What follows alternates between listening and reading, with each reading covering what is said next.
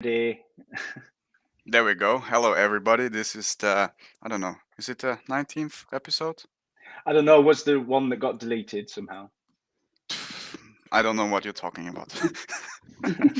Anyway, so here we are talking about our Christmas special, recommended by Justine, about fifth business. There wasn't enough Christmas in it for me. It had snow. With a little Christmas. It has a snowball. What more do you want? It's Christmas. A snowball that triggered unfortunate events. Yes, go ahead. Yes, indeed. But that's a very Christmassy look there for Robertson Davies. Yeah, there's only the red missing, and he could be a Santa Claus. He looks like someone in a film who plays Father Christmas. He looks like the Father Christmas in Elf. Yeah, he had this really long beard. Is that the movie with a big elf in between all the small elves with a lot of forced perspective? Yeah, I love that movie. Let's talk about that for 2 hours. No, this is not just tangents. It might be one of the best Christmas movies. No, Die Hard is the best Christmas movie. Okay. I'm going to tell you about this beard whether you want to hear about it or not. Yeah. Davies' beard he was famous for his beard. This is actually a relatively short version of his beard. He had a really long beard. So like ZZ Top Long, or basically, it was pretty long. Yeah, and he also wore a cape. Wow. Yeah, black cape. So is he? Because I didn't read anything up on him. Is he conservative, or is he like a liberal lefty type? No. I couldn't see any of that. Would you like to tell a little bit about William Robertson Davies, Justine, or should I go ahead and you add to it, or in reverse? Well, I'll tell you that these books had a big influence on my life when I chose to go to graduate school in Eastern Canada. I had a few options, and I decided to go to the University of Toronto because Robertson Davies had founded this kind of graduate residence, but a very special graduate residence, kind of called Massey College. And he was the original master of Massey College. It's kind of, the University of Toronto is kind of a Oxbridge style. It has a lot of little colleges. So he founded this place, but the idea was to have all these different graduate students from all the different disciplines. So to kind of inspire cross-disciplinary conversation. And it was, we used to so I decided to go there, and I applied to Massey College, and Davies wasn't master. He'd retired, but he still had an office there. I used to see him coming in and out. And I got to once attend a lunch and tell him how much I loved his books. And that's all I could think to say, but he seemed to appreciate it. And what was his beard length at that stage? It was long. It was about twice as long as this. But he was very genial. He'd already and this was the period when in the 90s when political correctness was really kind of taking off, and he was already kind of known as one of the campus reactionaries. I attended a lecture once where he intentionally would say kind of provocative things to wind people up, like he used the phrase "Red Indians," for example. Oh, I like him already. Yeah. Red Indians. Yeah. And everybody was would shift around nervously because that's what you call Indians is one of the great sort of bête noir in Canada. Like people stumble over each other to find the right phrase. Although calling them Indians is it's a bit confusing. It is confusing. I mean, it's a misnomer. You know, when I was growing up, we used to say Native Indians. And then it became First Nations, and it became it's still First Nations, I guess. Really, First Nations is nonsense, so isn't it? That sounds like nonsense. It's political posturing. It's like we are first, we are nations, it's like, it's a bit like Black Lives Matter or something. Like it's a title that has a political assertion built into it. So he'd do stuff like that, but he was very much like he's somebody who really tried to bring something like to Canadian literature that was kind of transcended, kind of realism, I guess. He wanted to be that person who kind of brought an element of magic and myth into Canada. And I think you see that idea popping up through, it's like, characters can't believe that something magical could happen in a small town in Ontario or in Toronto or something. Yeah. If I can interject in here, is it? I have only read this book from him, but it seems to me that he's often, or it's even a theme in the book, that reality and myth mixes into something, I guess, transcendence. Yes. Yeah. Yeah, go ahead. Go on. Yeah, go on. Okay. Yeah, because he was born in Thamesville, Ontario, on which Deptford, obviously a fictional town, is based on. And as you said, he tried to attempt to build something close to Oxford, which is also represented in the novel. So again, this weaving of fiction and reality into something. Yeah, and of course that's Dunstan's kind of project in a way, but it's sort of Eisengrim, almost like he does it in a way that is not as academic, let's say. So it operates at different levels. He was influenced by Jung, I would say. I think that's. I'd definitely say there's a bit of Evola in the book. Could you explain? Like just the one that stood out the most, because I've just been listening to all the stuff that AA's been doing, obviously, as well. And when he's talking about the ballet, was one of the, and he's talking about how it's basically been ruined by the kind of emphasis on the athleticism of the ballet as opposed to the beauty and the the majesty, I guess, is it? Yeah. Which is very Evola, with the whole mountaineering's been ruined by the athleticism of it, right. And I imagine he'd say the same thing about kind of about the ballets. Yeah, people trying to drag sort of high art down into some kind of sport or something. Yeah, so rather than being about the beauty, it's about how high you can jump, or how flexible you are, or Yeah, he was definitely. I mean, are you guys people familiar with some of the ideas from Jung, or did anything stand out? Kind of archetypes is one. Is anyone familiar with that idea? Mm-hmm. Yeah. Could you want to? How do you understand an archetype? Yeah, go on, Karen. Archetype. So I think most people would say nowadays stereotypical depiction of somebody like a debater, somebody who has the personal characteristics to be naturally good at that, being very spontaneous, maybe not ordered. So Jung split that up, as far as I know, into 8 different archetypes with several subsets. And it's a lot like the what's really popular nowadays is the MBTI test. Oh, right, the different. And so while a lot of people kind of fit in one or other category, if you would drive to an extreme, then it would fit one of these categories. I would say, like, Jung argued that across cultures and religions, there are certain universals, and we can see the same recurring figures, and we see them in the book, like the mother, for example. like your tyrannical female is very different to your tyrannical male kind of archetype.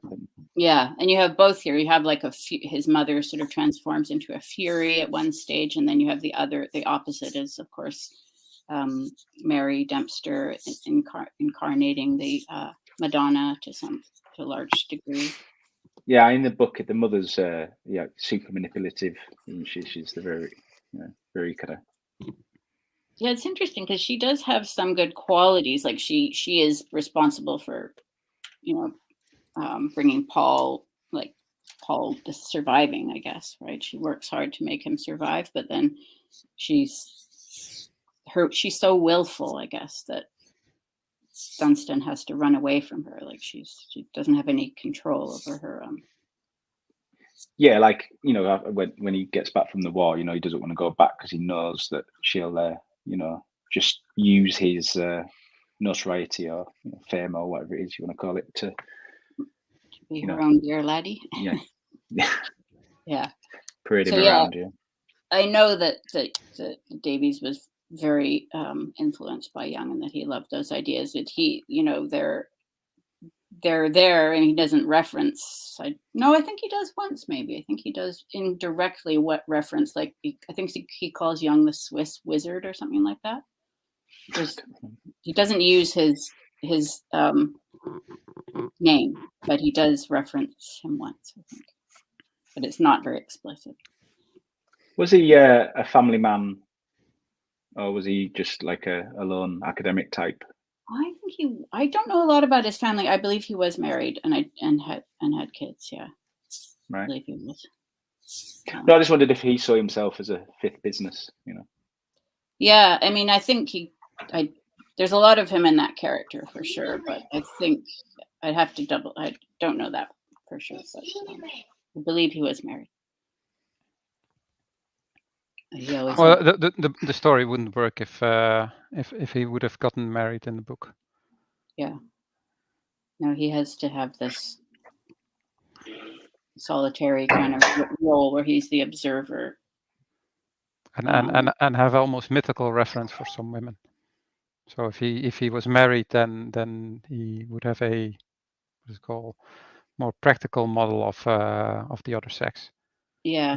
Well, here he's like, yeah, I lost a lover, but I gained a good friend, and then you go like, yeah, that's not how most people look at it. So, but yeah, he's kind of obsessed with saints. And the sort of the eternal feminine and the saints. I mean, he's very much the academic who pours all of his creative energy into his work. And he's the observer. And I think he's also like the type of the artist as well, because fifth business, it kind of makes sense that in a sense fifth business would be the creator at one level. Oh, but he is an artist because he's a writer in the story.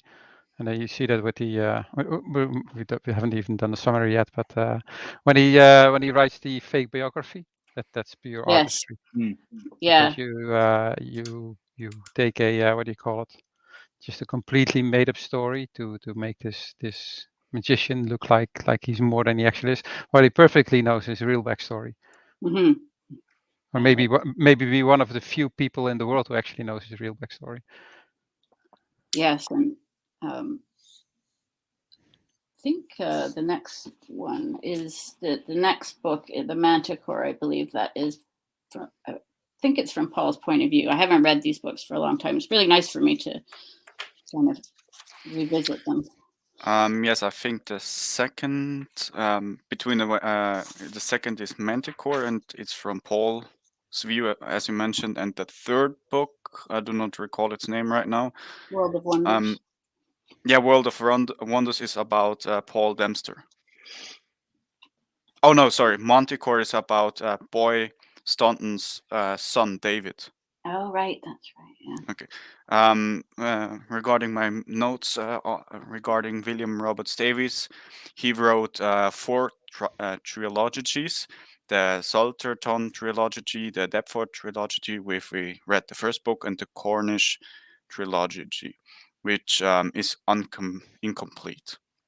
And he wrote many little short stories and letters, and on Wikipedia it was stated he was a man of letter through and through. It's a nice way to describe him. Can't we get his son or somebody else who's related to him to write an inferior end to the trilogy, so people can debate it forever, like with like with the Dune saga and Frank is Herbert. That what happened? Yeah, he didn't finish the last book, and then his son finished it, and people are unhappy about it because it's not the same quality. No, just get some Hollywood hack. Yeah, I read a book that the author did die throughout writing the book, and somebody else continued it, and it's just horrible. And wouldn't recommend it at all. Hard to step into somebody's like that, like especially if it's your father and he has a great reputation. Yeah. I guess if I write a book and die, I nominate Bishop.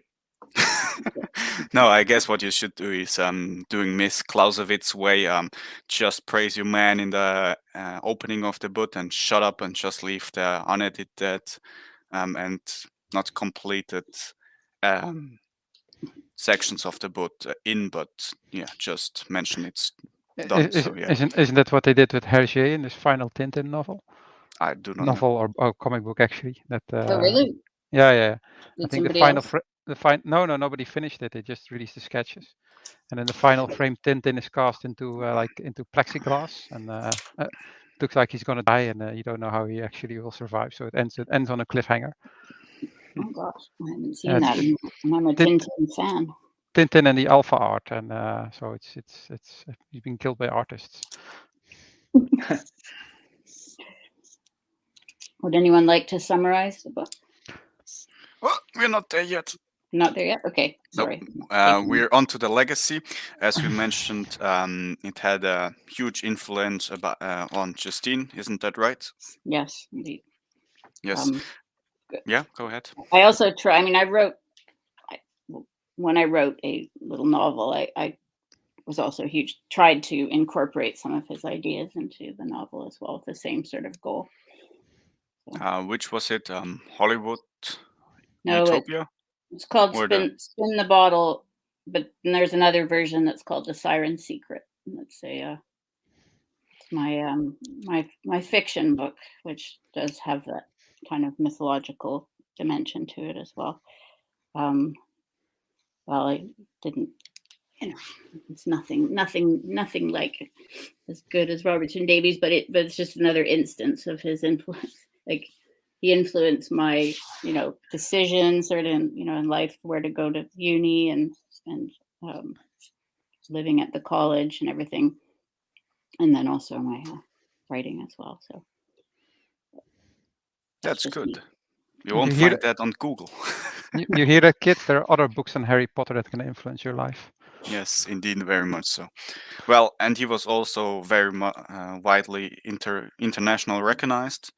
The book we read, Fifth Business, is one of Davies' most popular books. It was also raised by the New York Times. This is probably not very important in those circles, but nevertheless, it happened. And the Manticore won in 19... wrong day probably. The Governors General's Literary Award. Yes, indeed. I wonder how Davies is. I'm sure that currently he is largely being ignored by Canadian literary departments. That would be my guess, because they've been taken over by identity politics. Yeah. Okay. Justine, do you have something else about the legacy? I think he's definitely regarded as one of the I regard him as the best Canadian novelist and in one of the best novelists in the English, modern novelists in English. And he definitely had that reputation, but it's just that for political reasons, he's probably a bit unfashionable right now. Okay. Somebody else on the panel about the legacy of the book? Okay, on to the summary. Oh yeah, at first, well, there's the Deptford trilogy, all the part business. We just read the first part, fifth business. As we mentioned before, the Manticore is about Boris Staunton's only son, David, will we mention later in the characters. And World of Wonders is about Paul Dempster, or Eisencore. That is a cool iPhone case that he has there. Very much so. Okay, I guess Justine, do you want to do a summary, or Bishop? Bishop's good at doing summaries. Okay. Okay, this is the most Canadian book wherein Canadian. No, so it starts off in when our protagonist is a small boy and he's playing with Boyd Stanton, who is his childhood friend and enemy at the same time, as he recalls it. And what happens is that they're kind of play fighting and they're throwing snowballs at each other, but one of these snowballs hits his neighbor in the head, and she goes into premature labor, and that's when Paul is born. So basically, we know this because the book starts out with the main character reacting to an article about his retirement, where it says that he had an uneventful life. So he's basically writing an angry letter to the headmaster to tell his life story. That was actually not boring at all. Turns out that we're going to this almost Forrest Gumpian life story where he goes into the army and he fights in the First World War and he loses a leg and then he wakes up after in a coma like 6 months later, and then he meets his lovely nurse who falls in love with him, and in the end he decides not to marry her because all kind of stuff.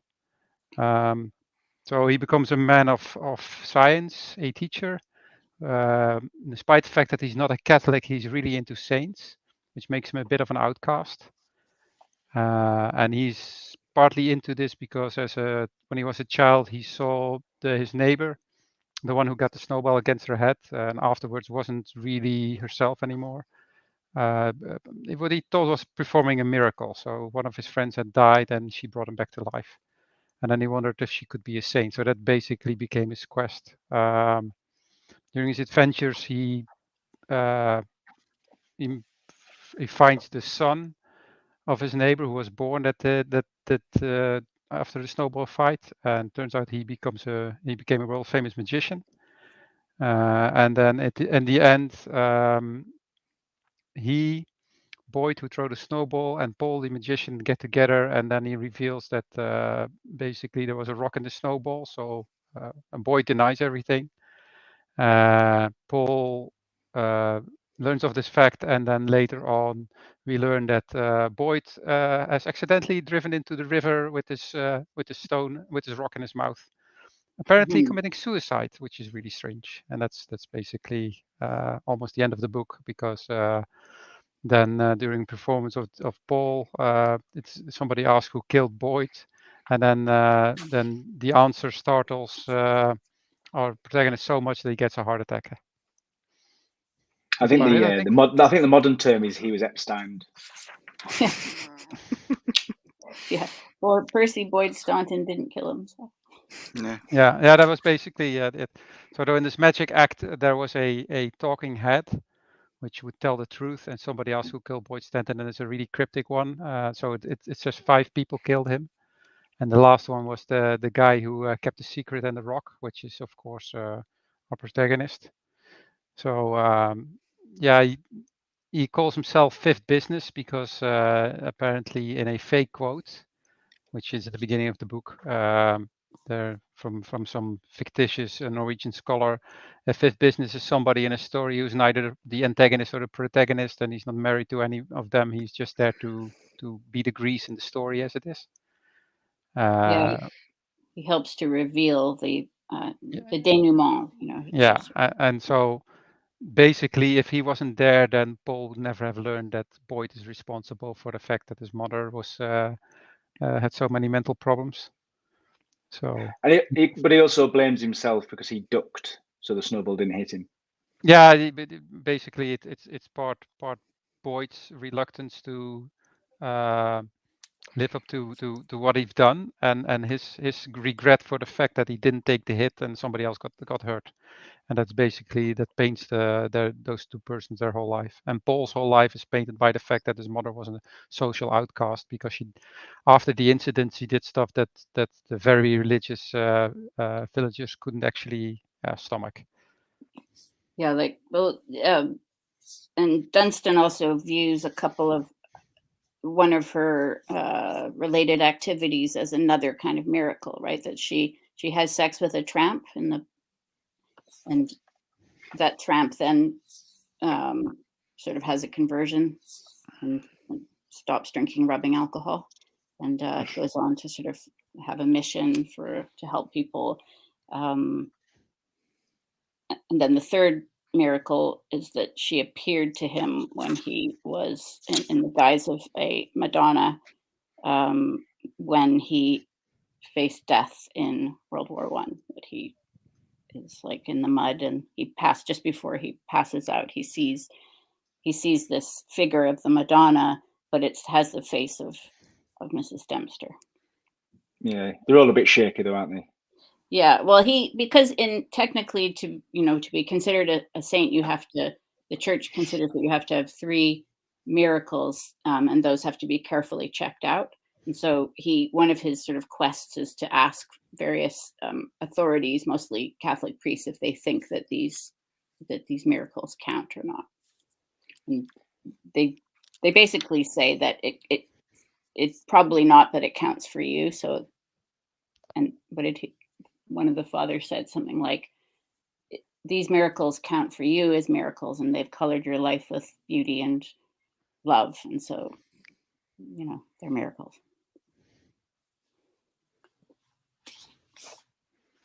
Yeah, he's almost like a Protestant, but then when it comes to miracles, that it should follow a strict classification.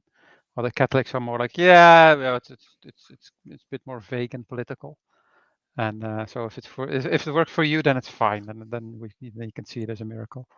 Well, I think they would say that probably the church wouldn't consider those. Well, at least not possibly the one where she seems to have brought, it was Dunstan's brother back to life. They could, that might be the one where she has sex with a tramp. That probably wouldn't be counted by the church as a miracle per se. Although I'm quite sure that there is a saint somewhere that would probably have that as a miracle or as a virtue. But yeah, he is trying to what do you call it?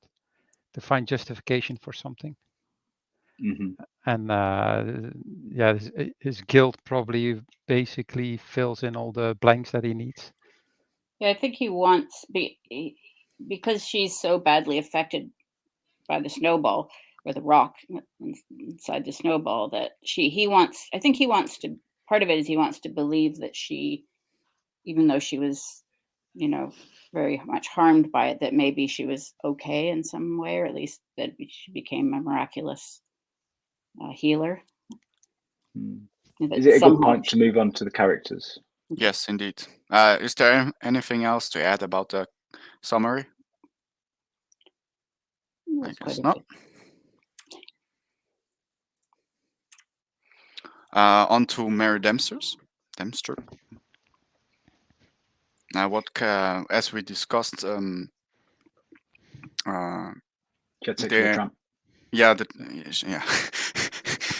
There are I forgot the point. The main character of the book is trying to get up for justification to see her as a saint, as Bishop just mentioned. What else can we say about her? She was literally tied to the kitchen. Yeah. So she's this kind of, she married slightly below her station, apparently, that her family was a bit richer, and she married a kind of country parson type fellow who didn't make much at all, and she probably wasn't that well suited to housework, but she was she was a very loving woman. She loved her little son. She has a kind of air of simple kind of sweetness about her. Yeah, definitely simple for some reason. They refer to her, as well. It's like the expression "she's simple," meaning she's like a bit of a retard or something like that, right? That's what but she's this kind of slightly mysterious character, right? She seems to have some special qualities. Dunstan is certainly drawn to her. He loves her deeply, but go ahead. I was just saying, but yeah, I definitely as a child, like if he'd have met her and he'd have been the same age, you might have had a very different opinion. Yeah, I mean, the fact that she was a woman and he was a child makes her mysterious by definition. But her husband tied her to the bed because she had gone off and had sex with this tramp, and he felt like she would just get herself into trouble. So he ties her to the bed with a long kind of rope, and it's pretty grim. Yeah, like the first thing she'd do if she got free would just run off like some kind of like a nymphomaniac. They used to say nymphomaniac. Like she's a nympho, man. She's a nympho. Like the women in Gulliver's Travels in the floating island. Mm-hmm. Yeah. They were the same, weren't they? You just couldn't trust them. You couldn't trust them. Yeah, I don't think I think it was. I think that incident is presented as a special case. Like, it was just that he asked so nicely, right? But then after that, people despise her, call her a whore, make fun of her. All those sort of worst qualities of the small town come out.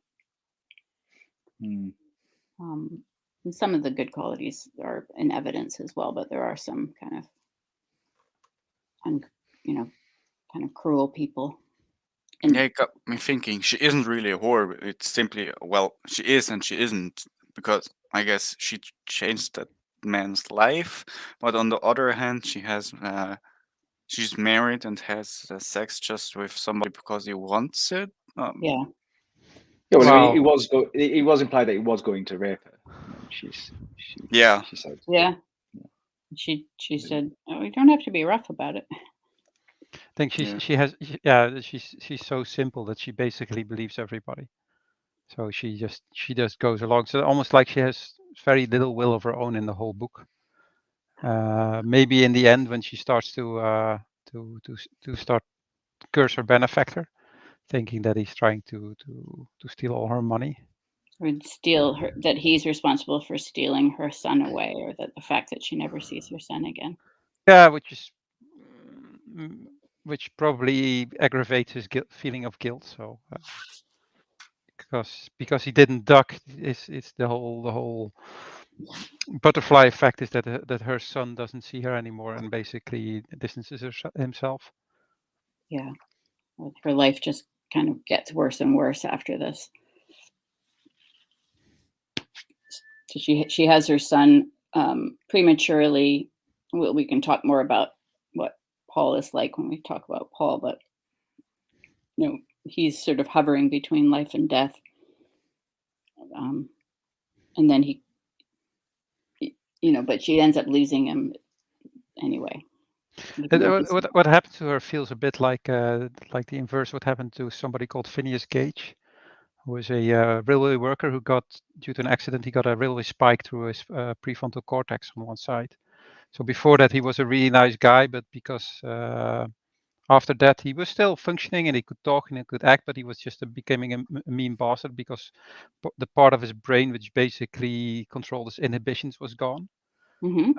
And you see this also with her a bit, like this inhibition not to have sex with this tramp is gone. She just basically she doesn't see there's a problem anymore. So the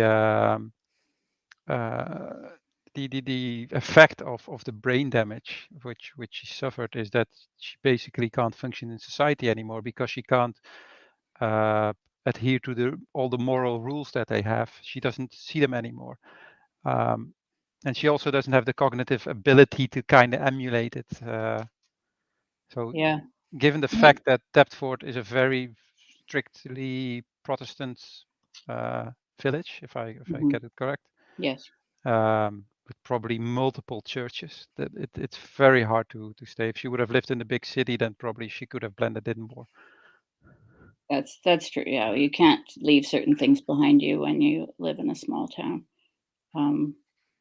And it's true that she's not the best wife to Amasa, I think his name is. You know, she can't seem to keep house, and she does things that make him, worry, and she goes downhill. It's not because she's a bad person, but she just kind of, loses her ability to. It might be that she's more of an artist type, like her son, who's definitely a performer. And if we go to personality psychology, if you put a person like that in to keep a household, they're not really good at it. They don't get the elation you get from a nicely cleaned room. They just don't like, okay, now it's clean, I've done some work, but I feel happy about it. So that probably makes her the wrong wife for that preacher. Mm-hmm. Yeah. But even before the snowball incident, you kind of got the impression that he had to keep an eye on her. Yes. Yeah, that she was a little bit out of her depth, or because the way it describes when they walk away afterwards, like the fact that she was having some kind of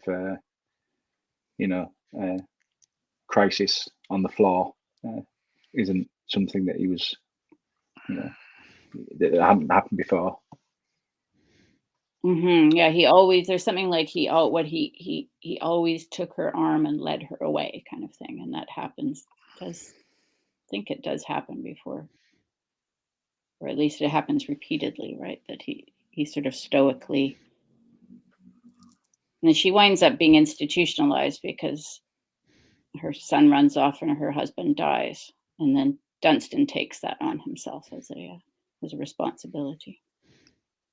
Is there maybe something to her name is Mary, which I assume is also something similar to Maria, from the conception of Jesus, something like that, because the snowball hits her with malicious intent. Is there maybe something there or not, or? Oh yeah, I suppose you mean that she's the Immaculate Conception confusingly actually refers to her, but to Mary's own conception. But I do think there's a kind of almost like an annunciation or something to her in the snowball, that she's affected by fate as opposed to God, but there's an intervention in her life, and then she gives birth to this special child, right? To a trickster. Mm-hmm. Yeah, that's right. And like we were saying about the archetypes, he's definitely a trickster, one of the trickster archetypes. Which I also assume is meant with the snowball, because the snowball doesn't really hurt, but with the stone, I guess it's supposed to hurt. So I guess it's a trick in itself. When we had snow before the great global warming, one of the tricks was to have snowballs and leave them overnight, so their cores would become ice, so they would really hurt when you hit somebody. And so yeah, if you want to be quick about it, probably a stone would work, but of course ice you wouldn't really show that much.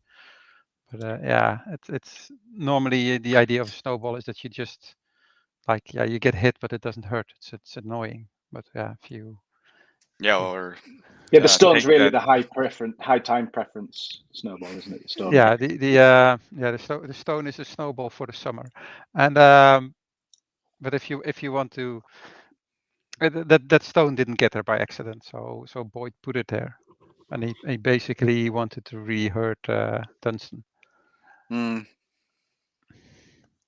as boys do. Indeed. Is there everything said about Mary Dempster? I don't think we can ever say everything about Mary Dempster. Well, at least you said the basics.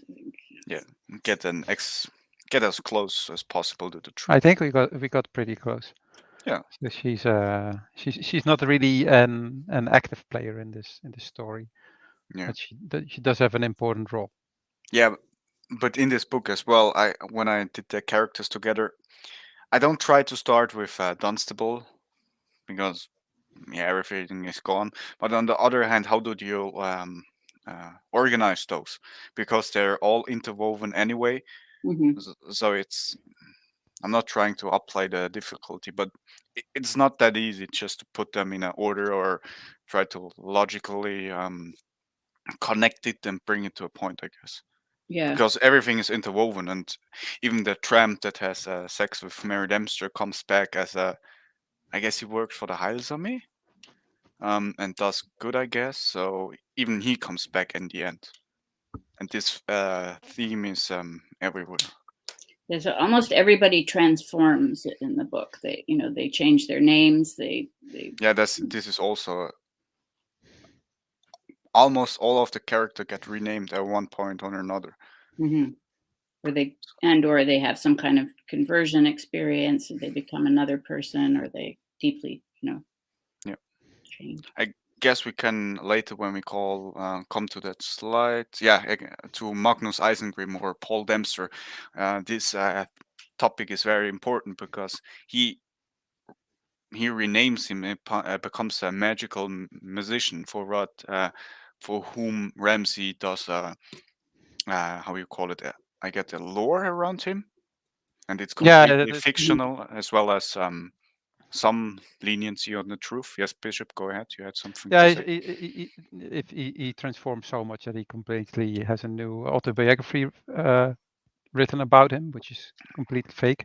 But it's just to make himself more exotic, because especially in that age, foreigners were like interesting because they were different. So if you would tell somebody, "Oh, I'm from Canada," that would be too Western to be a for the United States to like, okay, is this really an interesting guy? He's from Canada. He's a magician.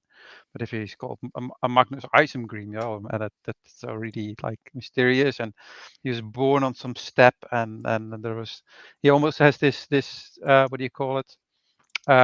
This hero's journey storyline about him. So he's some kind of prince-like figure who is born in really suspicious circumstances or auspicious circumstances, and then he travels the world performing his magic. And it's like, oh yeah, so he's made out a lot more than he actually is, to the point that he actually also is that kind of person. So he's definitely not the Paul Dempster from the beginning of the story, which was a sickly child.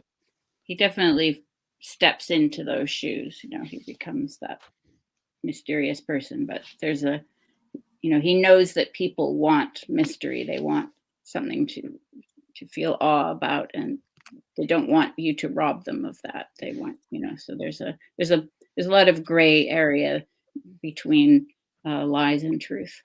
Yeah. But there's a point in the book where it's mentioned that all other magicians at that time have I guess, funny thing about them, and they're not completely straight or serious. And Paul Dempster is completely serious. He doesn't laugh. He just does all his acts in complete. I don't know the word, but totally brave and dignified. Yeah, exactly. He shows this kayfabe, which is from professional wrestling, or if you've seen The Prestige from Christopher Nolan. It's like you have this magician, and it doesn't matter whether he's on stage or off stage, he will always stay in that role. And because if he's not a magician off stage, then people won't believe he's one on stage. Mm-hmm. And that's the thing that he improves over the other magicians. They become regular people when they're off stage, and it's an act. And of course, but is it at that point? For him, I don't think it's an act anymore. Yeah. But it does make him more efficient when it comes to this magic act that he has, because he is the magician even off stage. Mm-hmm. And only I guess go ahead. Sorry. Only in the end, when the whole revelation comes and he realizes that his mother is dead, and that this Boyd is responsible for his mother's like all her troubles because he threw the snowball. that he basically kind of lets go of this Isengrim, and he becomes a Paul Dempster again, and who has to take revenge for his mother. Mm-hmm. Yeah.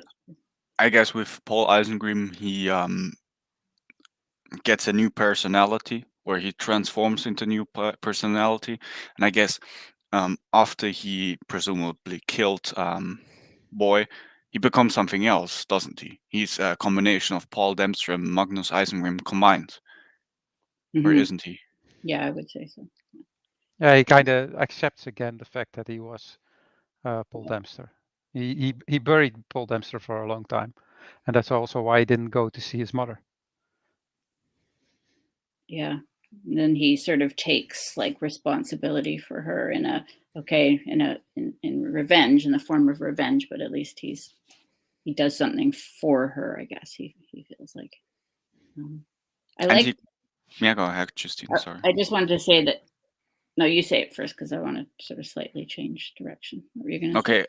I also wanted to say he literally goes to hell, or hell on earth.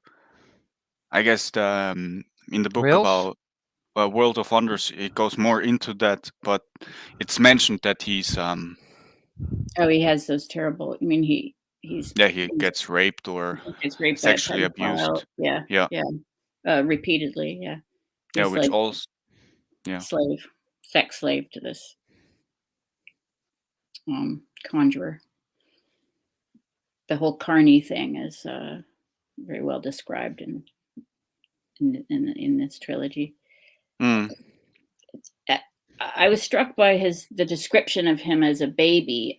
He kind of sounds like what we call a changeling. You know what a changeling? About the changeling? No, I don't.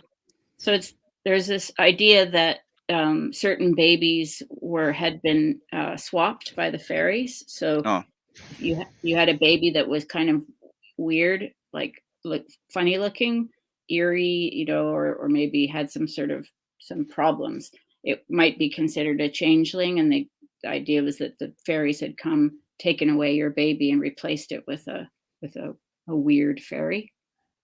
Because he's described as being covered in hair at one stage, right? And having being this kind of very unattractive baby. And it does have some of the qualities of a changeling, like a weird, what is this? Is it human even? And he uses the phrase like, then he kicked his feet like a real baby, stuff like that, like as though he's not a real baby, or he didn't seem like a real baby. He seemed like, because he was between life and death, and it wasn't clear if he was going to survive or not. He wasn't quite in the land of the living, I guess.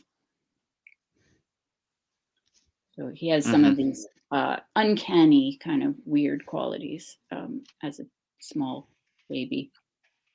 But there again, I would argue that I guess reality and fiction gets interwoven and. Okay. Hello. I get interwoven into this is his the shadow self has emerged. Yeah, very funny, Quickhouse. Back to the point about Paul Dempster, it gets interwoven with more fact and fiction get interwoven to create something different, but I don't know what that will be, because obviously it's not a lie, is it? No. I think that's, so if you take these ideas seriously, that the world of myth is operating under the surface of reality, you have to discover your own kind of the different facets of your own self in order to, you have to come to terms with your shadow self, with your dark side. That happens to the characters in a few different instances. Like Dunstan, we hear that, we'll get into it more later, but like each character kind of has to face the reality of their kind of darker self or die, right? trying. Like Boyd doesn't really acknowledge his dark side, and so he dies because of it, I think. Because if he'd sort of said like, "Oh gosh, sorry, I didn't mean to do that," maybe things would have turned out differently, right? Or yeah, well, I don't think he would have poo-pooed any kind of magical, mystical, anything anything that wasn't kind of like normie, kind of like everyday. Yeah. He didn't seem to have that side, Whereas obviously these, the other two, main characters. But even when he's told like this happened when we were children, I mean, he's either completely forgotten it or he hasn't forgotten it. He doesn't want to acknowledge it, and because he doesn't acknowledge it. I mean, it was probably a fairly minor, for him, his perspective, not knowing, what he'd done. Like, I don't know.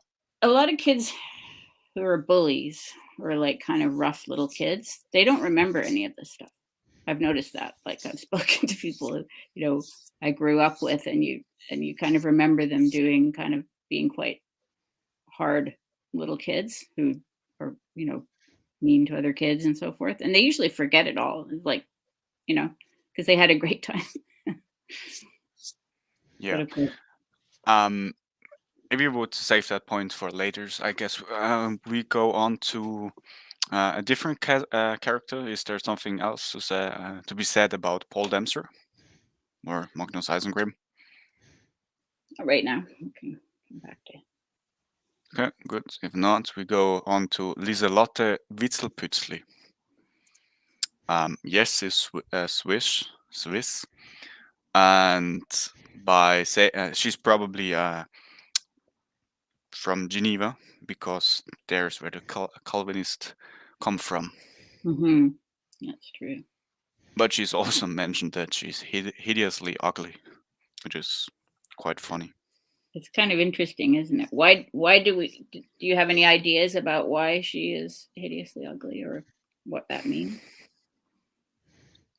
Not really, but there's also a point because I don't know how deep you want to go, but the Calvinists, a lot of them or people that live in Geneva are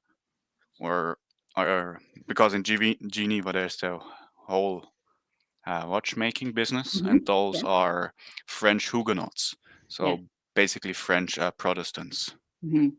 They were like refugees from France. Yes, I think King Louis kicked them out. Yeah, we had quite a few here in Britain as well. Yeah, one of them. I didn't know the Swiss made watches. They never mention it. Chocolate as well, because there's some rumor about that. I heard it's a land of guns and chocolate. Indeed. and watches. Yeah. And to the point, there's something mentioned about her name, Witzelpützli. Mm-hmm. I don't know what it means in Swiss German.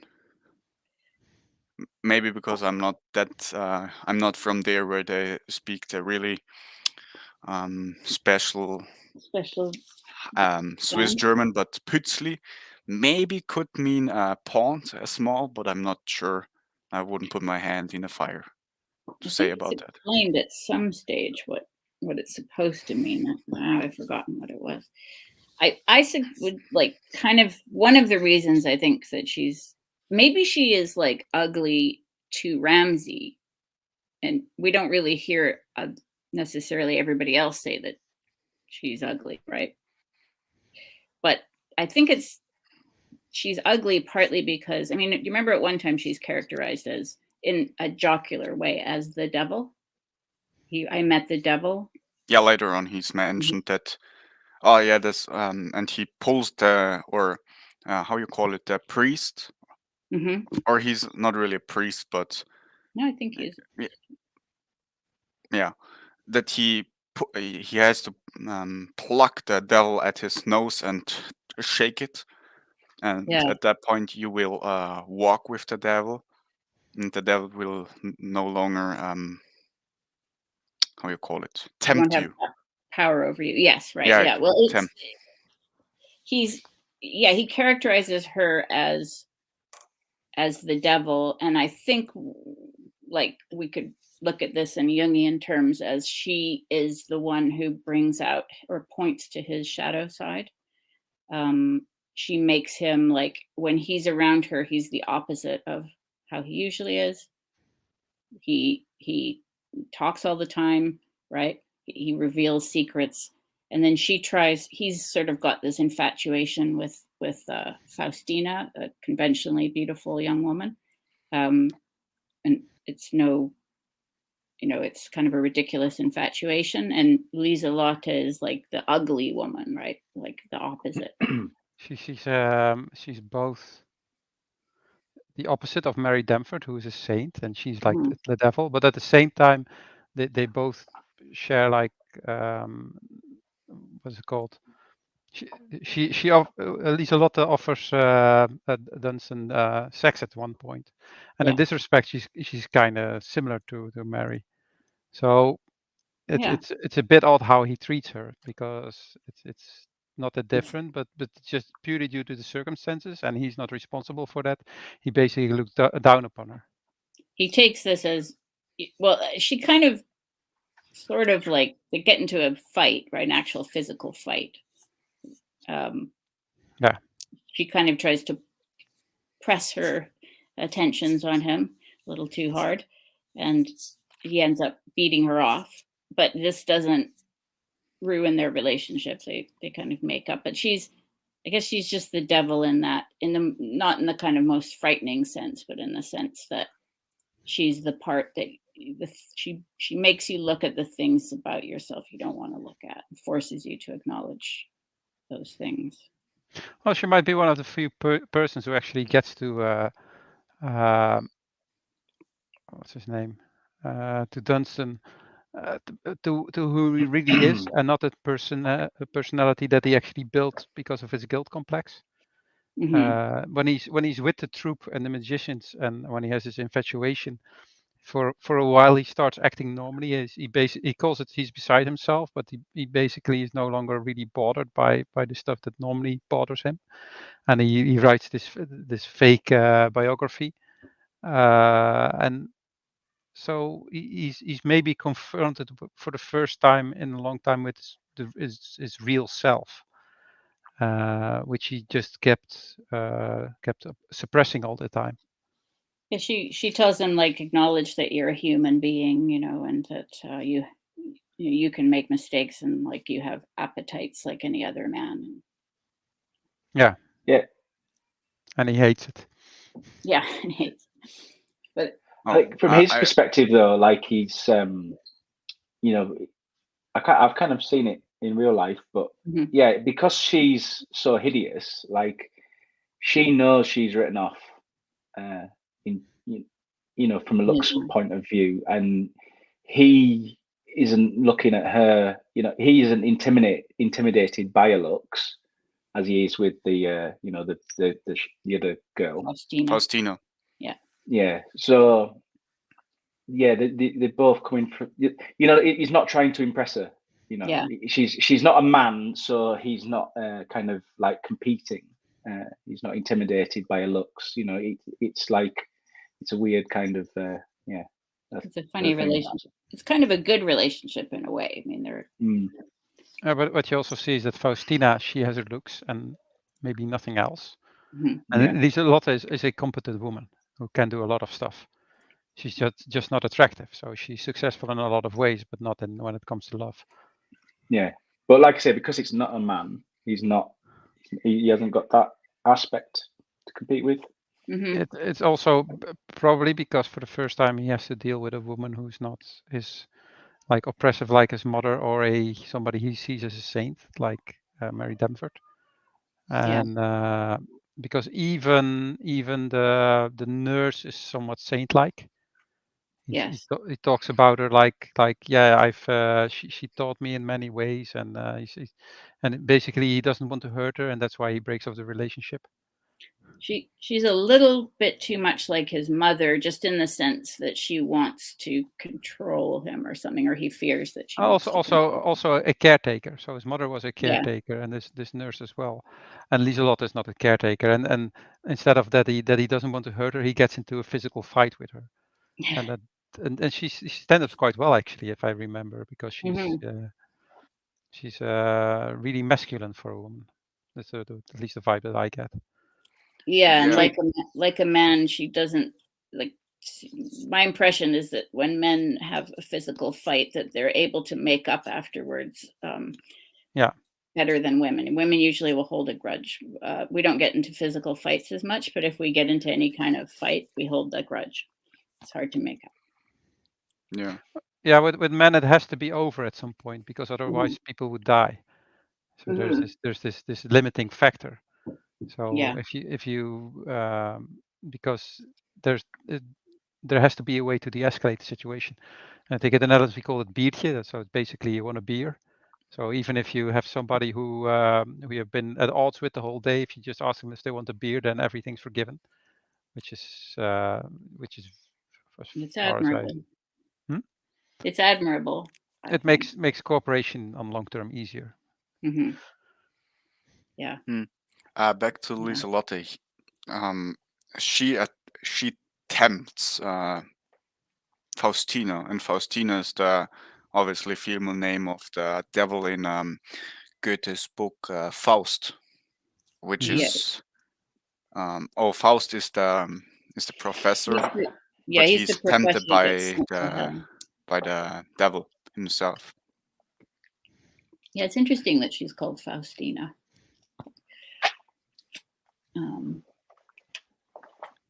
But yes, I suppose it's the temptation part is certainly one. She gets tempted, but she's quite happily falls. She doesn't really bother herself too much about anything, just does more or less whatever she feels like. The Lieselotte is definitely another slightly mysterious figure. Has a lot of she's very vivacious, and has a lot to kind of bring to the table. I guess this helps. I guess this is everything about Lieselotte, or is there something else to add? Nope. Okay.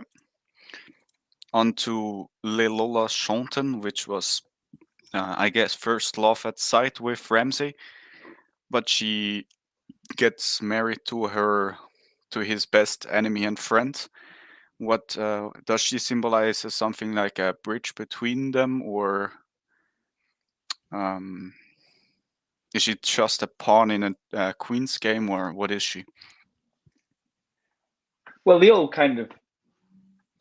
they all make out like she was a prospect, but she never really was, because he never really wanted her, and but as far as she's concerned and Paul's concerned, she's not able to transform the way that the other characters transform, and she suffers a lot because of that. It's not fair to her. Boyd wants her to be a certain kind of sophisticate.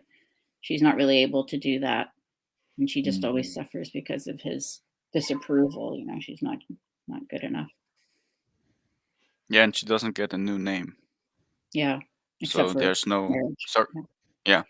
She doesn't does. For some reason, she's left out of the transformation that, as you said, everybody else goes through.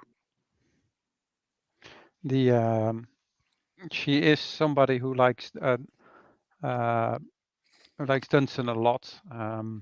While she's around, he's always invited to Boyd's house, and after she dies, then Boyd gets remarried, and that woman doesn't like Dunstan at all, so he's no longer invited.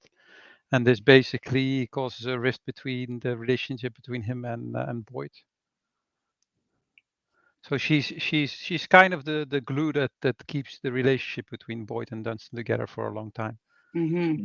Given the fact that they started off really like of course they were kids, but they became friends later on. But yeah, after she died, they drifted apart again. So I think that's the main purpose in the story.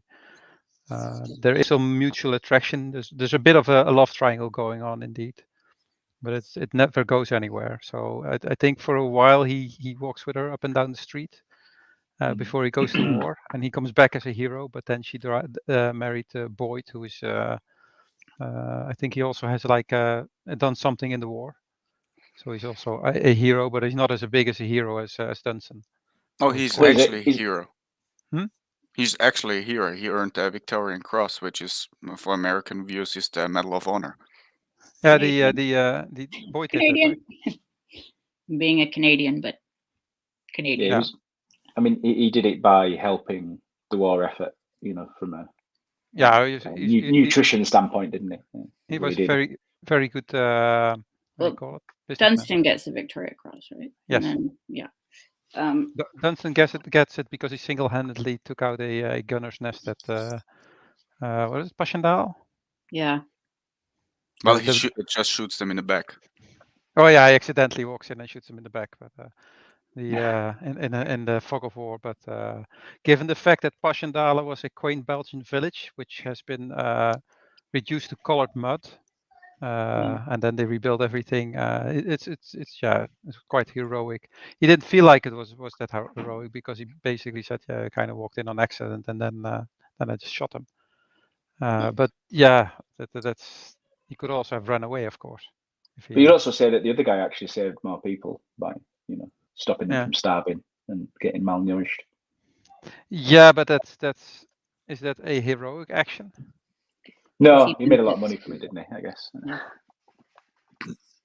But it also helps keep the relationship. There's two. She helps the relationship because, what's he called? Her husband. He always thinks he has something over the main character because he won the girl, where in reality he didn't want her anyway.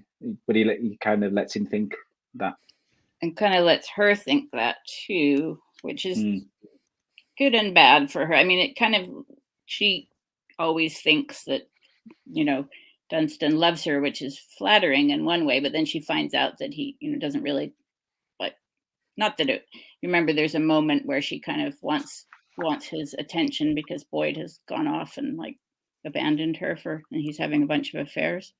She sort of tries to ignite something with Dunstan, and he turns her down. So then she's like really feels rejected after that. But maybe it's overplayed, but it's also implied that they had sex. You think? Dunstan and Leola? Yes, at one point it's mentioned, or at least that they did. It's just a little line, maybe. So I don't know. At that juncture? No, it's just a small part where it's I mentioned that they did something to each other, I guess. Really? I took it just that they had a kiss, but I don't. Maybe. Yeah. But back in the day. Yeah. Shame. Well, yeah. Well, from a base perspective, which where we're talking. I guess in the terms of the book, like it's a good question.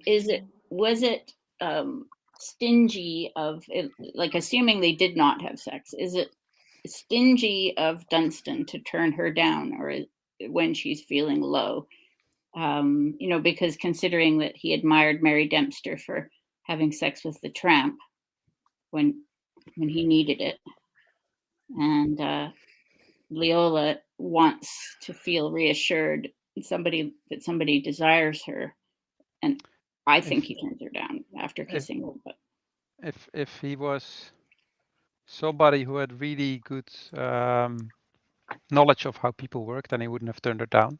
At least started talking about it. But I think the whole Mary Dempster thing is basically to deal with his own guilt, and not per se with the bad situation that's going around her. So it's kind of a weird, not Munchausen by proxy thing, but her misery is his validation as it is. While Leola's misery is something that's is another thing that's caused by Boyd, but it's not his fault. So he can distance himself. So if he was a somebody who had really good knowledge of people, then he would know, like, okay, yeah, she's feeling miserable, and maybe she just needs a friend around, and then these things happen. I mean, he could have like pretended that he really wanted to, and then said, "Oh, but we shouldn't. But I really want to," or something like that. That might have covered all his bases. But, well, yeah, there are different ways of going it about. So, yeah. But yeah, he should have expressed. I think he should. The I don't know, generous thing would be to have expressed some sort of desire to her. well, it might be because he had such a strict mother, and as far as I know, he didn't have any sisters. That he actually is not that good at understanding women. Right. Yeah. And that's also the vibe you get from his interaction with Diana. That's the first time that he meets a woman who's just nice to him, instead of that there are like ulterior motives. She actually handles his rejection quite well, also. Yeah. So she's actually the adult reaction, like, okay, I'm being rejected, but it's not the end of the world. Yeah. Yeah. She's like, well, okay, then what are you going to do with your life? Diana feels really mature. Mm-hmm. And I think he has a problem with there was this discussion because she was in a relationship before, and that kind of devalued her in his eyes or something. And so that's a bit immature from his side, because given the situation where it's war and people die all the time, you can't, and you're already in a relationship, then you can't expect somebody to be a virgin all the time. So yeah, that's true. There is some kind of implication that, it was something like, you'll be all right, you're used to this, or something like that. It was and that's a bit of an immature thing to say, because somebody went through some misery before doesn't mean that they actually are able to cope with it in an easy way. It doesn't mean that they know what to expect, but it doesn't mean that the pain gets any less, or that they know how to deal with it. And that's she does pull him up on that, though, doesn't she, while they're having the discussion. She's the more adult of the two, and you notice that. Well, when she's trying to reason it, isn't she? When they're having the discussion. Well, it's actually she's deliberately trying to take it the wrong way, even though she knows that's not what it means. If you think about the premise of the book, which is that a man writes a story about somebody who's retiring, and that guy gets angry and he writes a long letter explaining that his life is not boring, it doesn't seem to be a really mature thing. It's like he's reacting on some tweet on the internet, and he has a spurg about this. That's the kind of that's what's happening in this book. So yeah, the I don't think Dunstan is the most adult person. I think, why would you assume that someone who lost the leg in a war had a boring life? Yeah. Well, he went to Belgium. Yeah, well, the most exciting place on earth. Yeah. I guess it was in 1916 or so. Oh, Belgium is not a real country. Okay. Anything about this slide anymore, or? Okay. No comment about Belgium. Okay. Yeah, no mean. We won't start that yet. Okay. About Percy Boyd Shonton. What can we say him? I guess he's one of the main characters, or the evildoers. Yeah, he's an interesting one, because in a way he is he wants to be the hero, or he sees himself as the hero, but he doesn't quite make it. He's not deep enough, I guess. Although heroes don't need to be deep today. I've been thinking whether he was, given the fact that our narrator is fifth business, so he's not the protagonist or the antagonist. Who is the real protagonist in this story? And my money would go to Paul, and then it would mean that Boyd is actually the antagonist, because he is the one that actually hurts quite a lot of people around him by the fact that he shows no regret for his actions, which makes him a good businessman, though. But is he a psychopath? He's got a bit of a narcissist, I guess they'd say, right? Like, they say a lot of people, to be successful in certain ways, you got to have a bit of hardness in you, or so. It's interesting that he is characterized. He wants to model himself on the Prince of Wales at the time. Did you all know about this character? He's the man who became Edward VIII and then abdicated. Isn't this great grandnephew doing the exact same thing with some woman? Yeah, some who's a superhero or something, Meghan Miraculous or something. I don't know. I don't keep up with the flimsies. So I feel another tangent coming on. Yeah. Well, Edward VIII was, I mean, here he's the Prince of Wales, but he was he was considered to be this golden prince who was like a real prince, but also modern and very sort of embodied the age of the 20s in some way, right? My grandmother actually described going out to see him on his tour of Canada and, being one of the throng of, waving people and being entranced by his beautiful hair, and everyone had a crush on him and so forth. So he was the flamboyant one, and his brother was actually the introvert. Yes. And he was happy that he didn't. Right. He stuttered.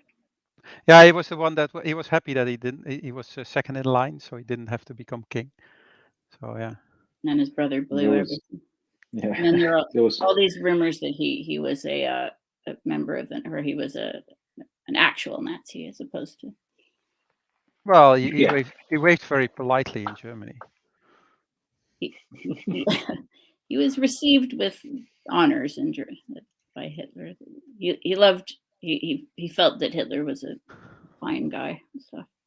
Well, I think if I watched The Crown with enough attention, then I remember that at some point it was discovered that the plan was that he would become King of England after the Germans had taken over, which would make probably the only way you can conquer England is to put somebody on the crown who has some claim to it, but is friendly to you. Yeah, I know something about this. I guess we're getting off on a tangent, but it's interesting that he is the model for. So Percy Boyd Staunton wants to he transforms himself, and in order to do that, he models himself on the Prince of Wales, and it's kind of interesting what we know about Prince of Wales, right? Like at least in hindsight. Yeah. Also he uses him a lot as what do you call it? Social credit. Like I've met the prince, which gives you instant status. Maybe not for people who live in a republic, but if you live in a monarchy, then knowing royalty it just makes you more important automatically. Yeah. And so he uses that as well to gain more influence as an entrepreneur and status. Yes. Well, they are Canada's royal family as well. So I mean, the position that he gets appointed to Governor General of I think he's going to be the governor. There's a Governor General of Canada, which is basically the royal sort of liaison between the Prime Minister of Canada and the Queen. So he's about to take on that role when he dies. He fails as a politician, but he becomes he's about to succeed as an appointee. He's very vivacious. He has a lot of energy. He's productive. What else should we say about him? Well, what also is interesting, during the Great Depression, a lot of titan of industry got built, and a lot of, I would assume, current elites were made. Mm-hmm. For example, yeah, go ahead, Bishop. Because it's a crisis doesn't mean that there's demand. So, and he recognized there was a lot of demand for cheap, sweet stuff because people just needed a pick-me-up. And during a crisis, people don't want to see a movie about stuff that goes like about a crisis, but they just want to escapism, and he recognized that, so he built his empire on basically selling sugar. Yeah. Which probably implies he had some dealings with the prohibition as well. Well, could be, but they didn't have prohibition in Canada, but there was a lot of bootlegging to the States during prohibition in the States. So and they probably just bought sugar off him, so then he would be completely legal. Yeah, or he sold molasses. But it's the same thing. That during a crisis, people need something to take their attention away, and this could be sugar, this could be liquor. Just but it's described that moms need something sweet to soothe the crying tears of the young ones. So and so he's the archetypical businessman. He's shrewd. He is cunning. He has no scruples. He doesn't really when he does something, he is not really bothered by the consequences, and that fits in his character. When he's a kid, he throws a snowball, causes a lot of misery, but he doesn't take any responsibility for it. He just shrugs it off. Yeah, and he doesn't even remember it. Yeah, he likes to have people in his pocket as well. And he tries that with Dunstan as well, because he basically made Dunstan independently wealthy by giving him hints in what to invest, and just before the Great Depression, what not to invest in, to sell everything. So yeah, financially Dunstan was well off, not well enough to take care of Mary, but to take care of himself and live reasonably well. So yeah, he thinks that Dunstan owns him one, and Dunstan is of the opposite opinion, which is the basic conflict between these two men. Yeah, I've known a few kind of wealthy people like that, though. They do like they like to have people in the pocket, so to speak. Well, on the other hand, they like the kind of thing it gives them. Well, on the other hand, he made Dunstan quite wealthy, because the job as a teacher probably wouldn't have yielded him that much money, and pension from the Victoria Cross not as well. No, but that's why he thinks that Dunstan owns him one. And Dunstan is, while he's grateful for this, he sees all the misery that Boyd causes in his life with his wife and with Mary Demford, and then he basically he gets bitter about this. Yeah, it's a very good. I think it's a good depiction of this relationship, in that they do benefit each other, but there are these dark sort of elements as well. It's not like he's just an out and out villain or something, but I mean he does bring something to Dunstan, And I guess, yeah, go ahead. Sorry. Just by playing off of him and having the qualities that Dunstan doesn't have. Yeah, but Dunstan obviously gives something as well to Boy, because he keeps him around.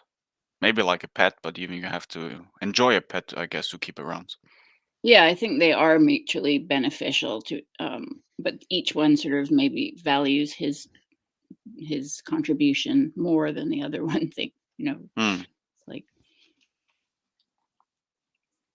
Yeah, well, something else about Boy or Percy Boyd Staunton?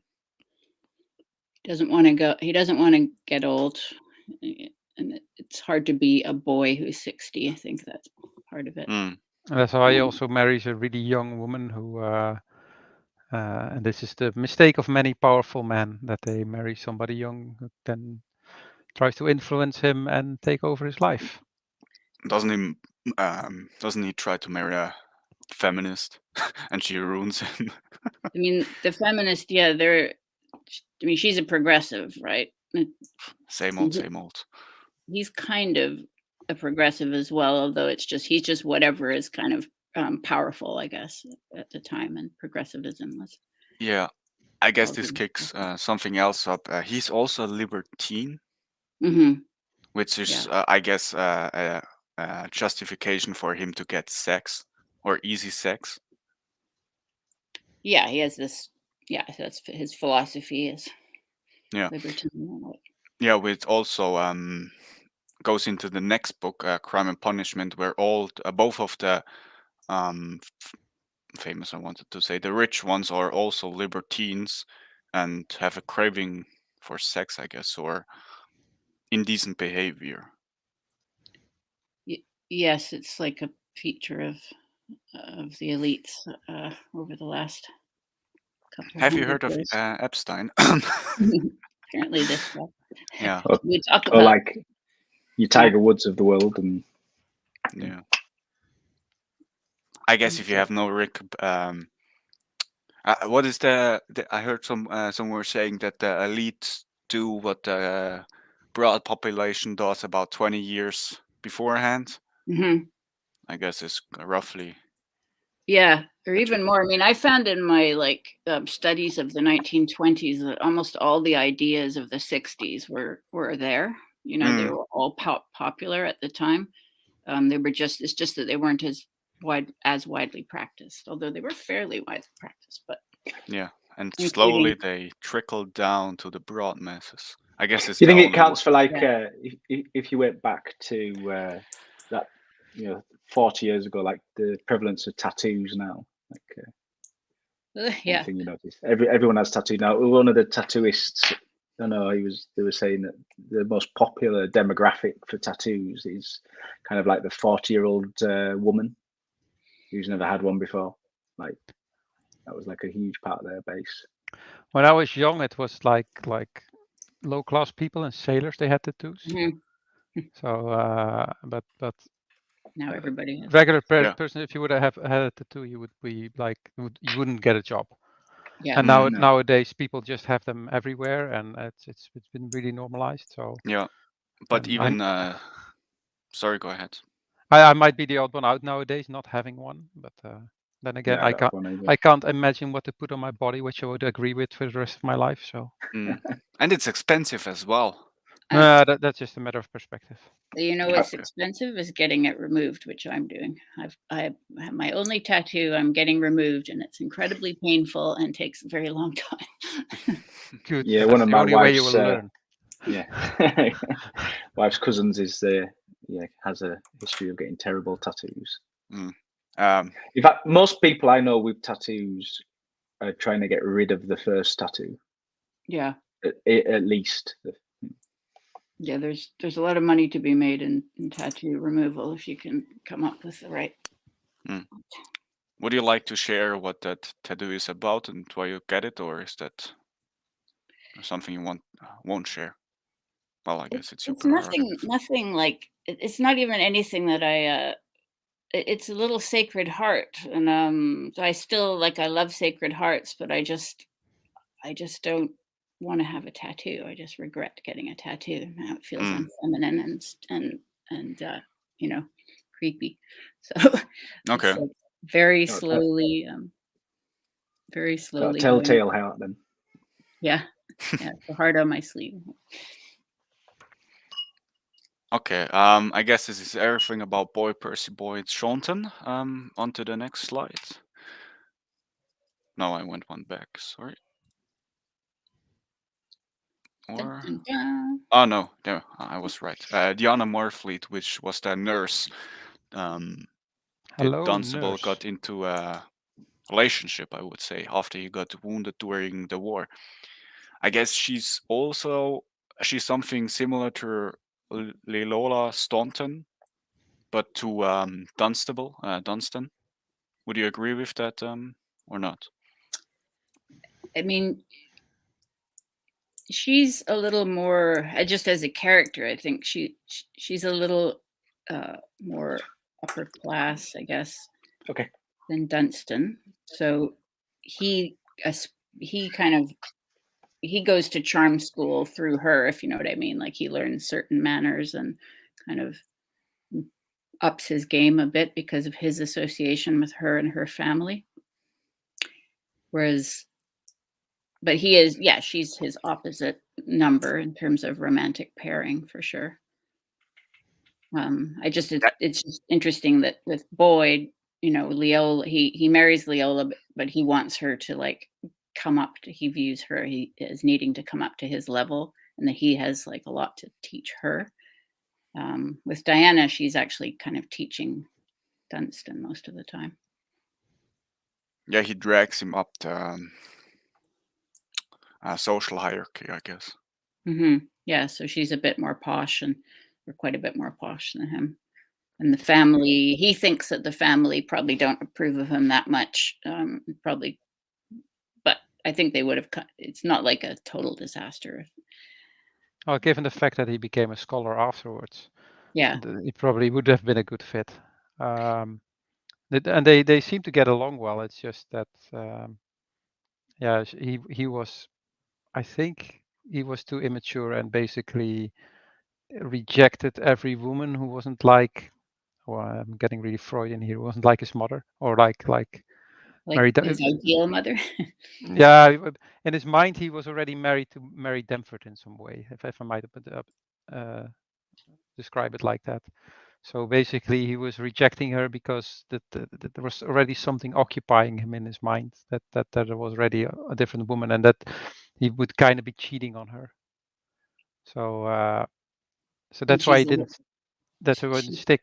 While yeah, they got along great together. They're able to resolve conflicts. They seem to share similar interests. So yeah, that they would have made a great couple. It kind of seems like a mistake not to have married.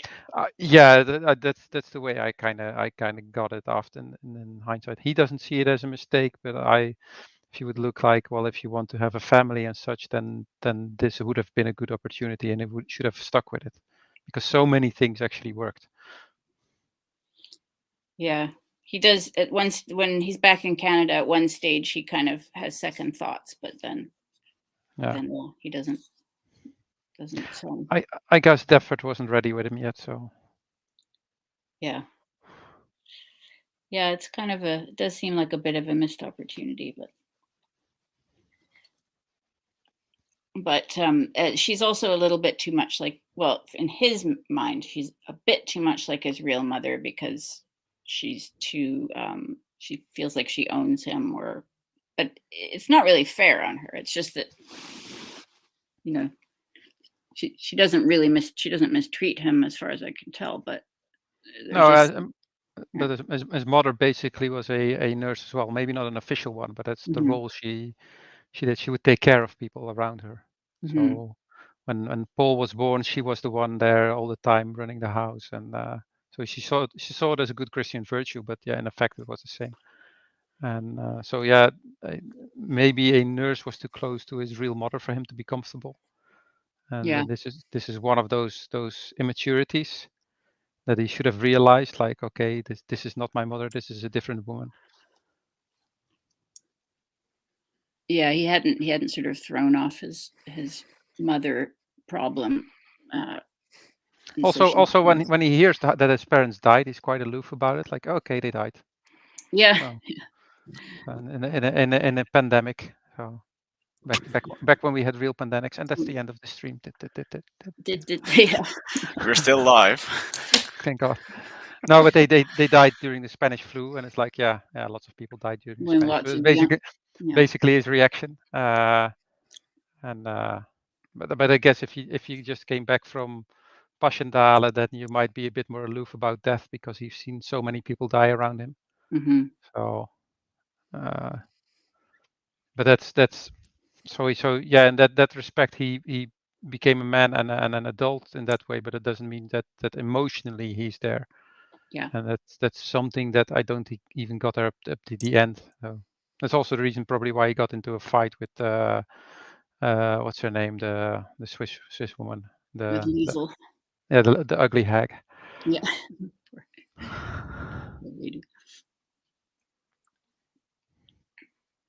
Yeah, it did kind of occur to me to wonder whether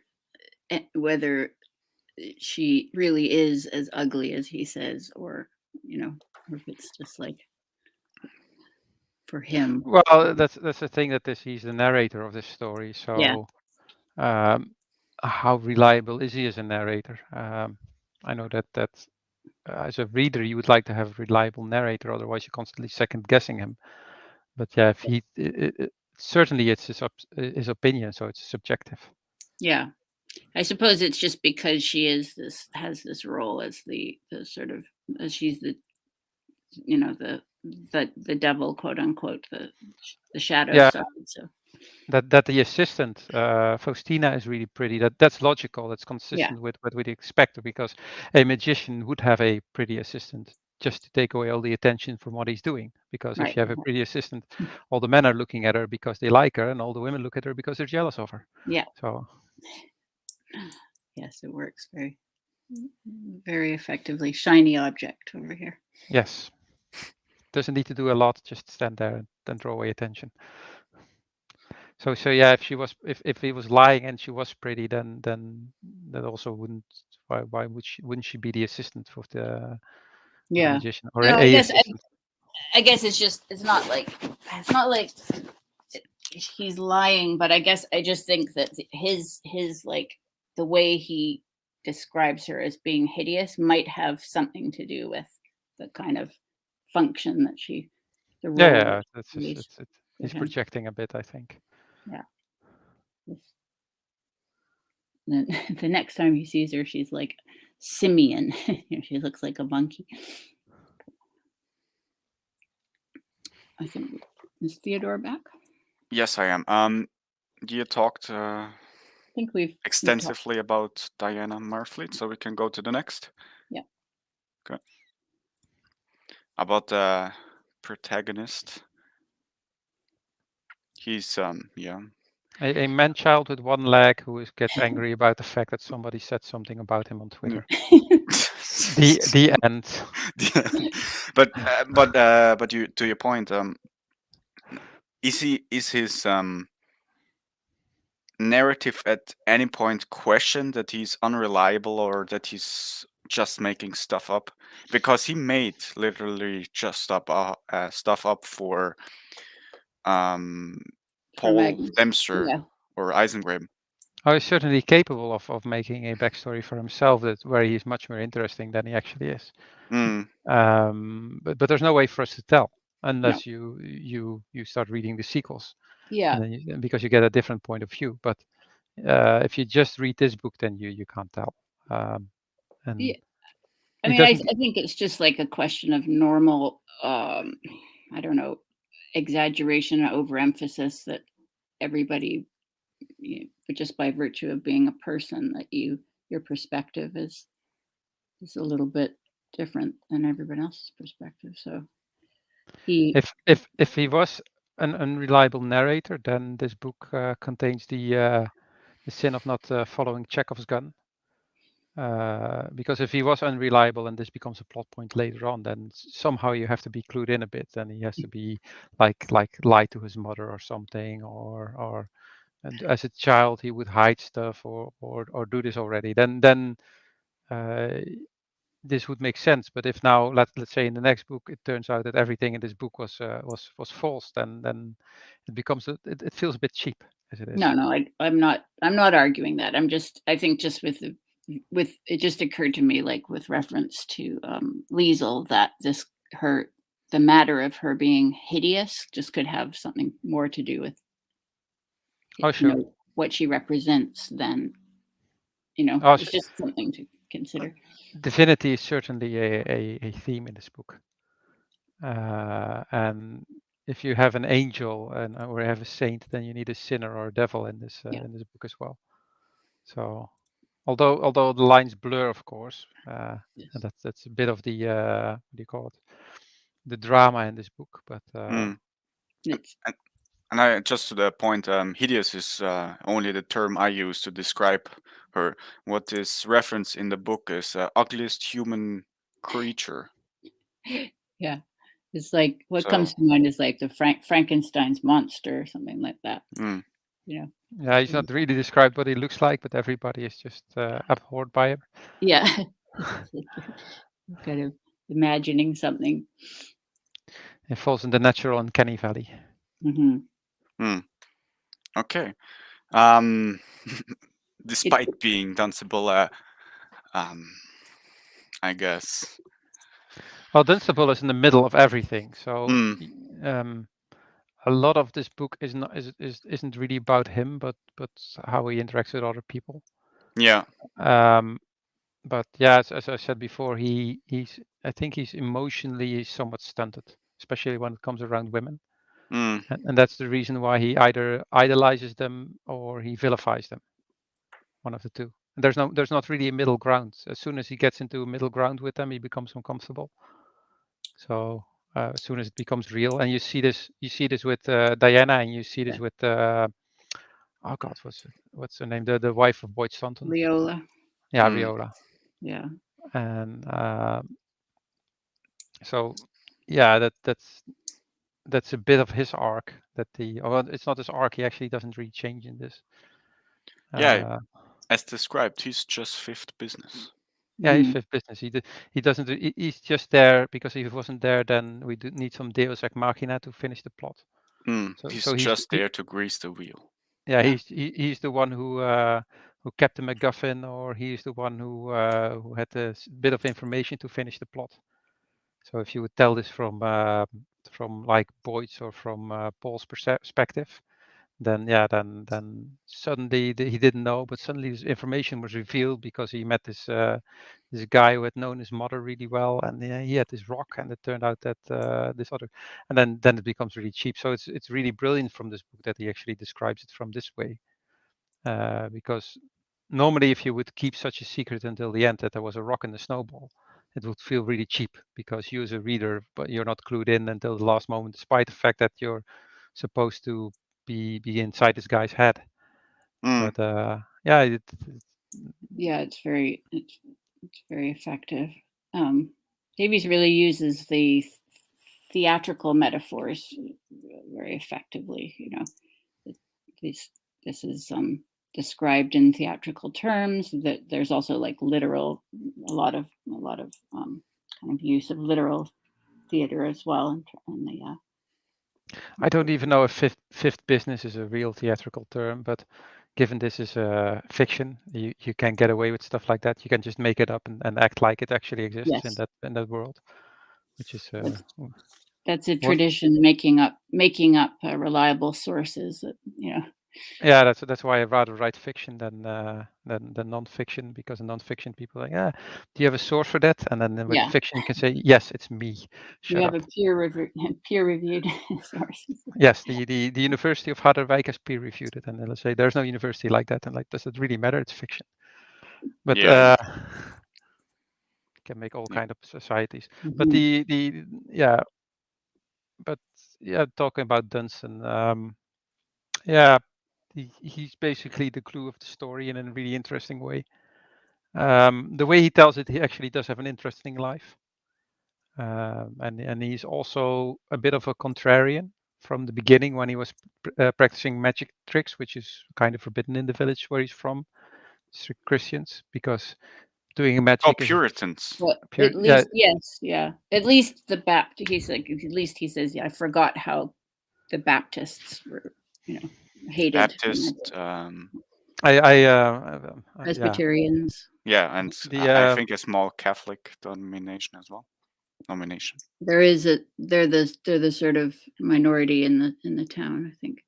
So he's a contrarian in the fact that he practices magic against what other people want, and or magic tricks at least. And at the same time, he's also somebody who then starts to study saints, which people ostracize him for, but he doesn't really care. He continues on. So he's definitely not a collectivist. He's actually quite the opposite. But he also is needed to make the lives, I guess, from the people around him to go smoothly, I guess. That's true, but he doesn't. He plays his role in the community, but he carves out his own path. Yeah, he basically does what he does for Mary, not because he cares her from a communal duty that he feels, because the community actually the exact opposite. They kicked her out, but he does it because he feels guilty about her, what happened to her, in some sense. And so he also goes against the community in that part, that he keeps contact and keeps taking care of Mary, instead of, despite the fact that she's basically kicked out of what it's called, civil Civil Society. civil society. Yeah. So she, so he's an individualist. He's a contrarian. He's an intellectual. He's a bit of a self-made man because he didn't believe that he would be a somebody who would study books. While other people probably recognize it because he already liked being in the library and he already liked books. But yeah, he's certainly not somebody who would organize a community and then make them do stuff. And this is so. Mm. And he's on a kind of quest to find certain things out, consciously and unconsciously. I think he's looking for redemption, and that's maybe in the end why he gets a heart attack. Oh, sorry, it's maybe a side effect from something. And that's because the moment that this question is asked, that he feels redemption because he somehow got the person, he got Boyd punished for the things that he did as a child. Yeah, I mean, so Boyd, he reveals this, and then Paul murders Boyd. This is like a fairly dramatic outcome. Really, not quite. There is a little hint that the last time he sees Boyd before this, there's a slight hint that Boyd is depressed and maybe even a little suicidal. And do you remember in the last message that it's something like he got what he wanted? It's almost like he was seeking his own, he was seeking death because he didn't know how to be old. Yeah, that's also because Leola was a kind of moderating force upon him. And she's gone, and his new wife basically does exactly opposite, and so he loses stability in his life. He can't provide this himself, apparently. So yeah, he's already the whole way he dies can be interpreted like it's a suicide out of sudden guilt because he had the stone, but it could also be because Paul is able to hypnotize people. Which is part of his show. So we get so he could also be hypnotized by Paul and then made him drive into the lake. So it's never actually explicitly told how he died. Yeah, so and we're told about hypnosis that while you can't make people do something that they wouldn't want to do, you can bring things out that they're not aware of, maybe. So yeah, this is never really told which of the two. So yeah, probably he already was at the point that he might have a breakdown, and Paul pushed him over the edge, or maybe he didn't got it himself. So we don't know. We don't know who killed Boyd Staunton. I guess we have to read the other books. I guess we have to read the other books. Yes. Yep, indeed. Okay, onto the definition of fifth business. The name of the book. There you go. I'm going to read it out. But you cannot make a plot work without another man, and he is usually a baritone, and he is called in the profession fifth business because he is the odd man out, the person who has no opposite of the other sex.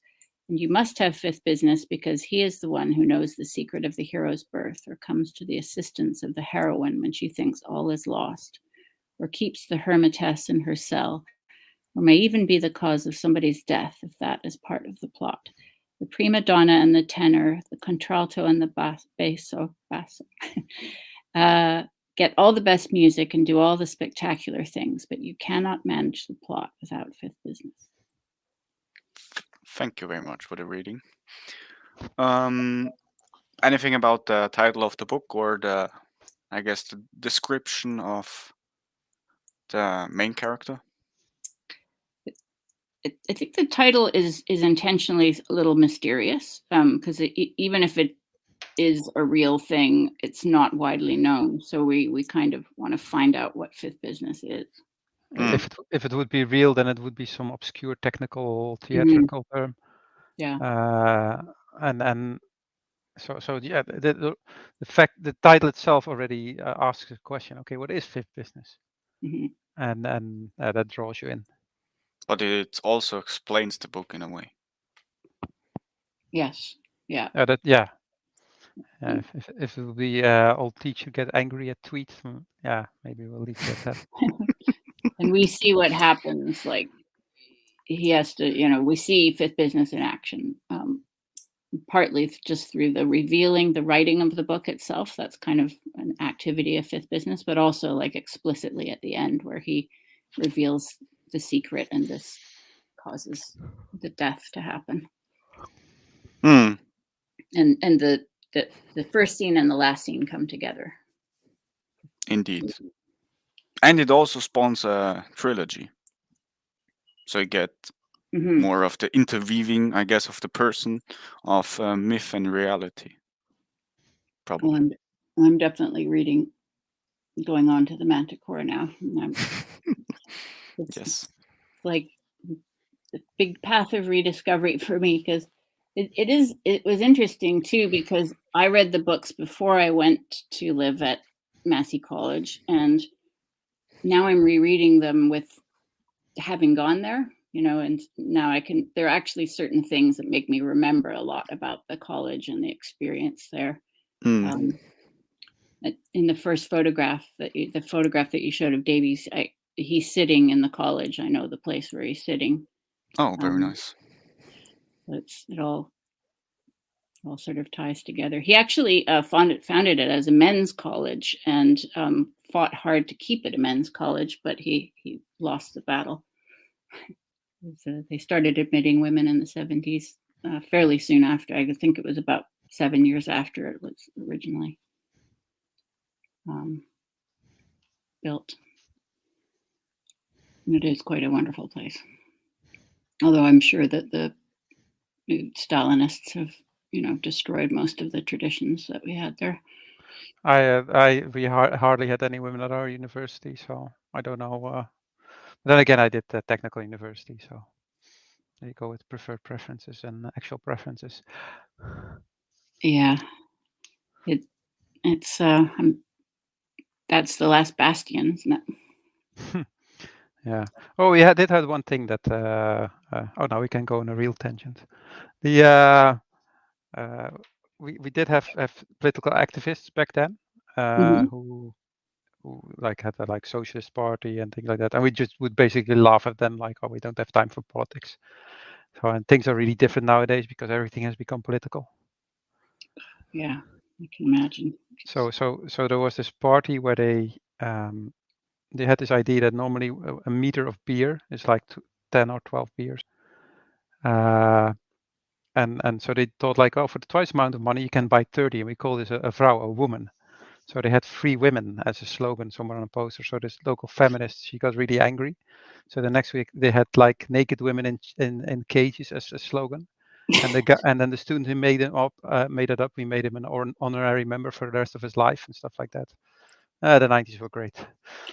Well, at the University of British Columbia, that's where I did my undergrad, the engineers had the tradition of Lady Godiva. They had this Lady Godiva sort of march every year, and they would hire a woman to ride nude on a horse through the campus, and the engineers would come out in force. And of course, that has now been banned. Engineers? Yeah.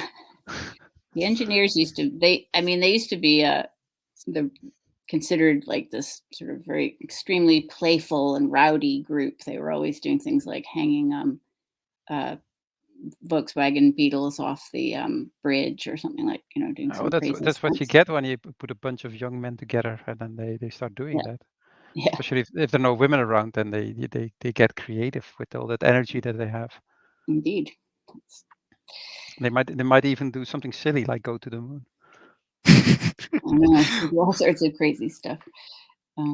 Well, I'm back. Some way StreamYard killed itself, and my PowerPoint presentation as well. What did I miss, or what did you hear? Oh, we talked about. I talked about 90s university, how it was apolitical, and how all the engineers were always really playful. Okay. Yeah. I just wanted to make a cheesy joke about Justine being our fifth business to the fifth business. So I'm happy to play that role. Yeah. Okay. There we go. Are we onto the critical response and popularity? This is just Google Nangram to see how often the term fifth business was used, and it peaked. It had peaked in the 1980s, 82 around that, which probably very much corresponds with you're saying in the start of the stream that Davids isn't really that popular anymore in the canon of, I guess, Canadian or modern English. Yeah. Yeah. I mean, he's considered a classic, but because of his, being a reactionary and, not fitting into any of the grievance groups and so forth, I'm sure he's not top of the list on most of the Canadian literature courses and so forth. He will be rediscovered in a couple of years. He will. Yes, I think so. I mean, it's a disaster. The whole thing, literary departments now are a total disaster. Yeah, it probably will. Oh, sorry to interrupt. It's just, you could see it all. It was all in embryo when I was in grad school, and now it's just seems like taken over the freaking world. This horrible kind of, I guess, cultural Marxist ideology, right? I want to say collectivist with a really big sneer on my face. Yeah. And yet somehow incredibly, collectivist and really divisive and atomizing at the same time. Well, they have a real in-group, out-group preference. Yeah. They really know how to divide up a society.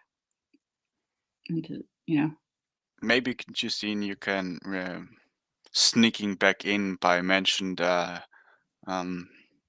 lesbian scene in between Lieselotte and Faustina. Yeah. You could try to shoehorn him back in.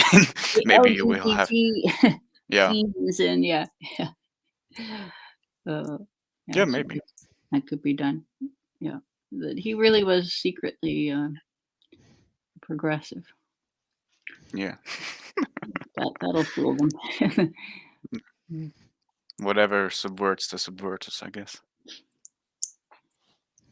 Okay, I guess we don't have to ask you how, Justine, that you liked the book. But no. You recommended it. Yes, indeed. Yes. Okay. Yes, sir. Go ahead. Just one of my top picks. Okay. Something else you wanted to say about what we missed, maybe?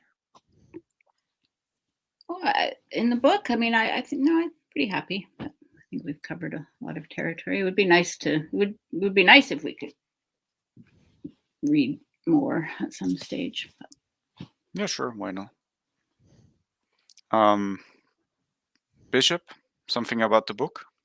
I really liked it. It was a really, really nice story. It was, what do you call it? It's well written. It's easy to read. It is uplifting, right? It's yeah, despite the fact that it ends with a death, it describes somebody's life. And you notice that he really has a purpose, and that things really, that there are moments that really happen, and that he's also the one that makes it happen. He goes on trips, and then stuff happens. If he stays at home, nothing really happens. His time as a lecturer is usually really short, except when it's about the son of Boyd. Yeah, that's probably to set up the sequel a bit. I think he invites us to kind of look at our own lives, and in these terms as well. There's this kind of introspection maybe as well.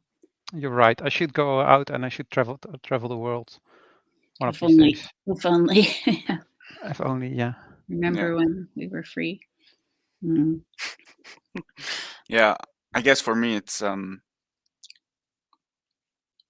cannot put my finger on exactly, but I guess the main character is labeled as boring, but he served in a world war, lost a leg, gained a Victoria Cross, got married almost, had a influential person as best friend, and this is called boring.